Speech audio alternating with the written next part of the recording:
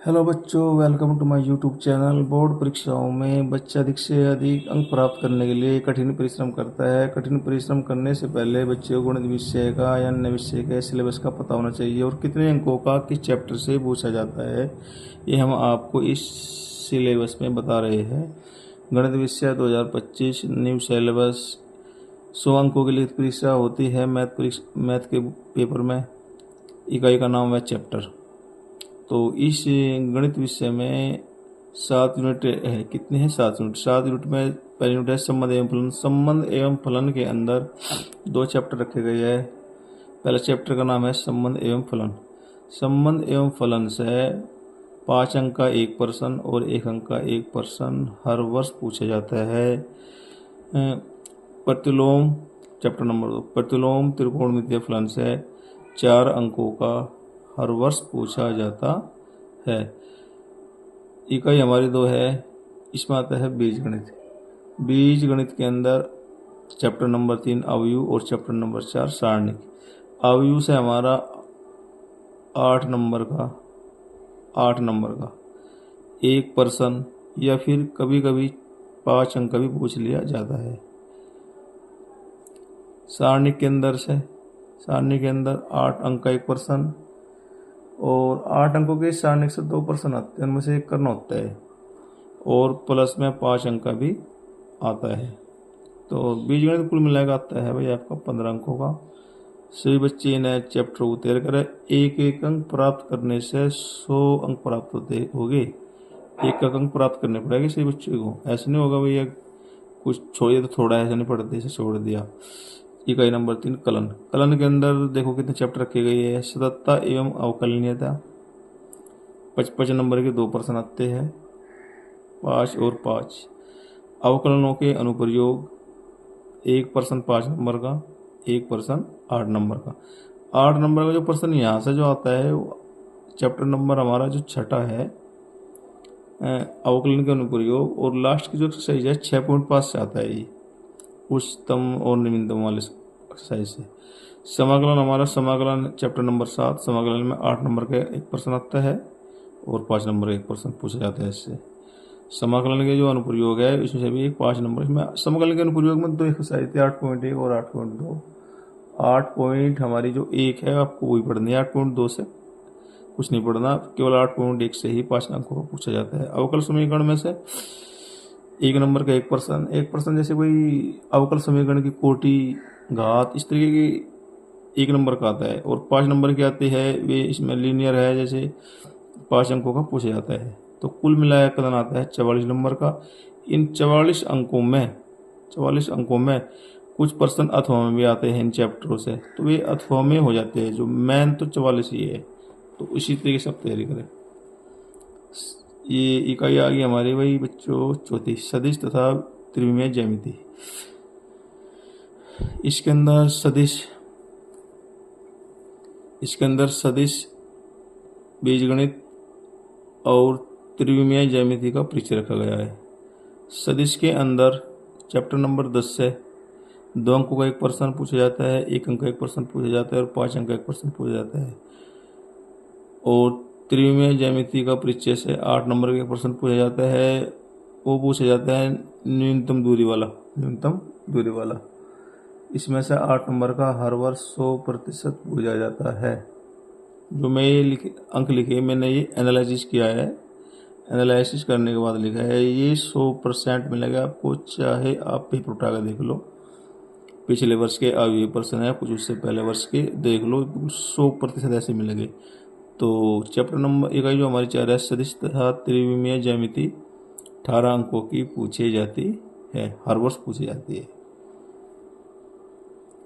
तो भाई बच्चों आपका ये आ चुका रेखिक प्रोग्रामन में आपका चैप्टर नंबर 12 है। रेखिक प्रोग्रामन नाम है इसका।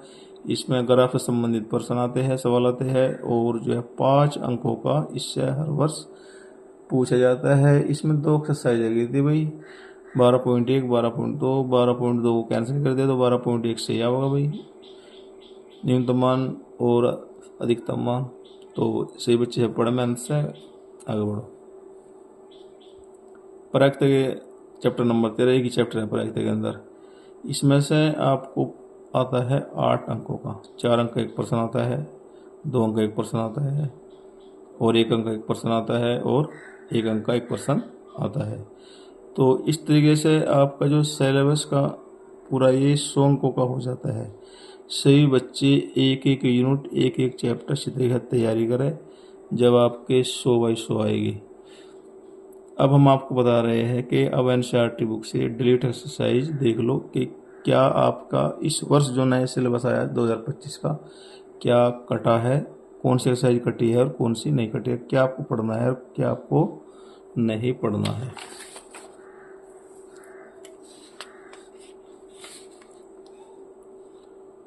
तो क्लास 12 में सिलेबस 2025 एनसीईआरटी बुक में चैप्टर नंबर 1 है संबंध एवं फलन। संबंध एवं फलन में आपकी 4 एक्सरसाइज है भाई। कितनी है भाई? 4 एक्सरसाइज। 4 एक्सरसाइज से आपको क्या करना है भाई? आपको 1.1 पढ़नी है, 1.2 आपको पढ़नी है, इन्हीं 2 से आता है शुरू वाले से। और आपको 1.3 कट चुकी है, 1.4 भी कट चुकी है। विविध प्रश्नावली से 1 या 2 सवाल कभी कभी 5-10 साल में एक आध बार आता है, वरना नहीं। तो मैन एस की 1.1 और 1.2 ही पढ़नी है आपको। मैन 1.3 और 1.4 कट सके। अगर पढ़ना चाहो तो जेई के लिए पढ़ सकते हैं, लेकिन मैं ये कहूँगा बोर्ड के लिए आप ही नहीं पढ़े। प्रतिलोम त्रिकोणमितीय फलन चैप्टर नंबर 2, इससे बच्चों आपको 2 एक्सरसाइज है, इसमें 3 विविध भी तो है। एक्सरसाइज 2.1 आपको पढ़नी है, 2.2 आपको पढ़नी है, और विविध भी आपको पढ़नी है। इस चैप्टर से 5 या 3-4 तरह के सवाल, 2-3 तरह के सवाल काटे या बोर्ड ने, लेकिन फिर भी आप पूरी ही पढ़ लो, आगे आएगी काम। बीएससी वगैरह करोगे, बीटेक वगैरह करोगे। अवयु आपका चैप्टर नंबर 3, इसमें 3.1 आपको पढ़नी है, 3.2 पढ़नी है, और 3.3 भी आपको पढ़नी है। 3.4 बोर्ड ने इस वर्ष हटा दी, और आपको विविध प्रश्नावली भी पढ़नी है। 3.4 इसमें प्रश्न द्वारा ए का इनवर्स निकालना, व्युत्क्रम निकालना, इस टाइप के प्रश्न है इसमें प्रारंभिक से। तो इसमें आपको बस यही पढ़ना है। सारणिक में देखोगे, सारणिक में कितनी एक्सरसाइज है। देखो सारणिक में, सारणिक वेरी इंपॉर्टेंट चैप्टर है। 4.1 आपको पढ़ना है। 4.2 कट चुकी, बोर्ड ने हटा दी, से पढ़ने की जरूरत नहीं है। 4.3, 4.4, 4.5, 4.6 विविध प्रश्नावली। आपको बस 4.2 को छोड़कर सारणिक की सारी एक्सरसाइज आपको पढ़नी है।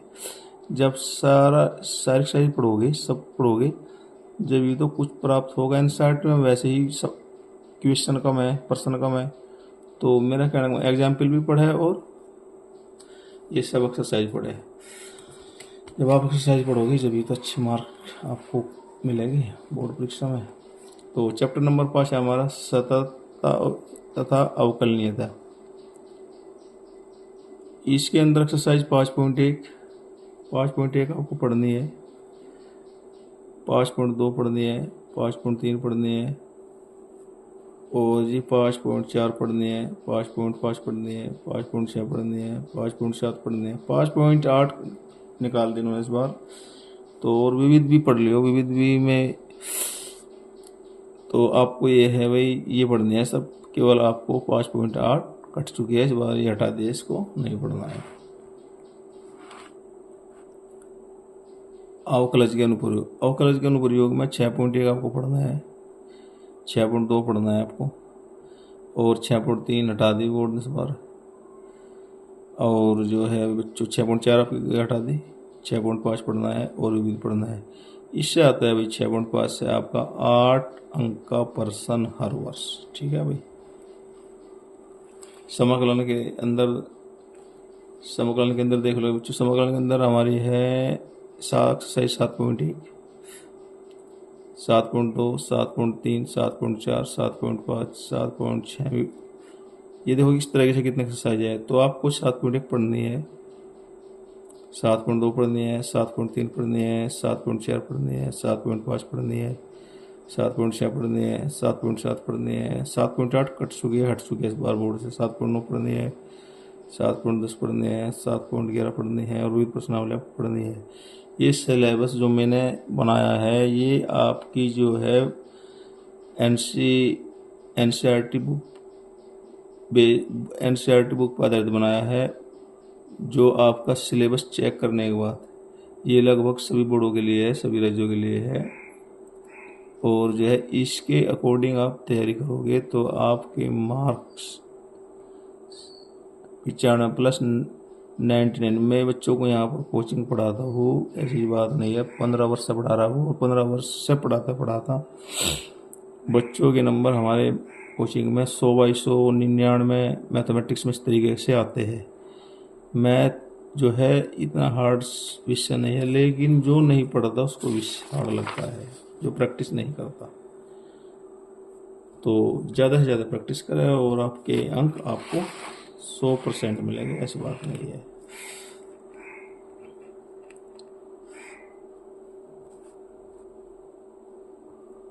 समकलन के अनुप्रयोग एक्सरसाइज, हमारी समकलन के अनुप्रयोग में बच्चों एक्सरसाइज 8.1 आपको पढ़नी है केवल, और एक्सरसाइज 8.2 आपकी कट चुकी है, और विविध पढ़नी है। विविध में उसी तरह के प्रश्न पड़ेगी जो 8.1 के पर आधारित है। 8.2 के भी होगी विविध में, तो विविध प्रश्नावली आप जो है उसी 8.1 के अकॉर्डिंग ही हम पढ़ेंगे। कुछ प्रश्न जो है छोड़ दी जाएगी। अवकल समीकरण चैप्टर नंबर 9, अवकल समीकरण में 9.1 पढ़नी है, 9.2 पढ़नी है, 9.3 कट चुकी, इस बार हटा दिया, 9.4 पढ़नी है, और 9.5 पढ़नी है, 9.6 पढ़नी है, और विविध प्रश्नावली भी पढ़नी है। तो कुल मिलाकर आपको सभी एक्सरसाइज पढ़नी है। अवकल समीकरण एक मोस्ट इम्पोर्टेंट चैप्टर होता है, ये आगे बड़ी क्लास में आपको मिलेगा हायर एजुकेशन में, तो इसको अच्छी तरीके से पढ़ा है, कोई हार्ड नहीं है, सब आसान है, सिंपल है, सही तरीके से पढ़ोगे। हमारे चैनल से जुड़ो, अच्छी तरीके से पढ़ाई जाएगा, नोट्स बनाए जाएंगे, और जो है मेहनत करो तो सब मिलेगा। और 8 नंबर के 5 नंबर के जैसे जो सी एक्सरसाइज से आते हैं वे सब टिक कराई जाएगी, निशान लगाई जाएगी, उससे बाहर कुछ नहीं मिलेगा। सदिश बीजगणित हमारा 10.1 पढ़नी है आपको, ये भी 10.2 पढ़नी है, चैप्टर नंबर 10 है नहीं, 10.3 ही पढ़नी है आपको, और 10.4 भी आपको पढ़नी है। ये है आपकी विविध प्रश्नावली, इसको पूरी पढ़ो, पढ़ने से नॉलेज प्राप्त होती है, ये सबको पता है। त्रिविमीय ज्यामिति के अंदर 4 एक्सरसाइज है यहाँ पर। 11.1 आपको पढ़नी है, 11.2 पढ़नी है, 11.3 आपकी कैंसिल कर दी है, इस बार हटा दी है, पिछले वाली बेटर रखी थी, पहले जैसे सिलेबस है बिल्कुल। एक्सरसाइज आपकी विविध भी पढ़नी है आपको। अभी आगे भाई आपका चैप्टर नंबर 12 है रैखिक प्रोग्रामन में एक्सरसाइज 12.1 आपको पढ़नी है। 12.2 आपकी क्या है भाई, कैंसिल कट चुकी है। ये एक्सरसाइज 12.2 ही थी हार्ड, ये 12.1 तो बिल्कुल सिंपल है, और विधि के भी हम 12.1 के अनुसार ही क्वेश्चन सोल्व करेंगे। तो चैप्टर बचा हमारा लास्ट, और लास्ट का नाम है क्या, प्रायिकता। अब प्रायिकता के अंदर 13.1 आपको पढ़नी है, 13.2 पढ़नी है, 13.3 पढ़नी है, और आपको विविध 13.1, 2, 3 के अकॉर्डिंग ही प्रश्न इसके हमें निकालने हैं। तो 2 एक्सरसाइज 13.4 और 13.4 बोर्ड ने इस बार हटा दी है, इन्हें नहीं पढ़ना है। तो प्रायिकता से ऐसा 8 नंबर का पक्का, 8 अंकों का, 10 अंकों का, इस तरीके से 100% हर वर्ष पूछा जाता है। अगर आप पेपर उठा कर देख लो तो हर वर्ष मिलेगा। अगर किसी बच्चे को, किसी स्टूडेंट को गणित में 100/100 यानी 100 में से 100 अंक प्राप्त, अंक लाने के लिए टिप्स है भाई। अगर आपको किसी बच्चे को 100 में से 100 अंक प्राप्त करने हैं, तो जो हम आपको टिप्स दे रहे हम इन, तो आपके 100 में से 100 ना आए तो 100% गारंटी देते हैं इस बात की, क्योंकि हमारी कोचिंग में बच्चों के 100 में से 100 आ चुकी है इन्हीं टिप्स के अकॉर्डिंग। एनसीईआरटी बुक के सभी उदाहरण निकालने हैं आपको, कम से कम 2 बार एनसीईआरटी बुक के सभी उदाहरण निकालने हैं। ठीक है भाई बच्चों। नंबर 2, एनसीईआरटी बुक कम से कम 2 बार पढ़े।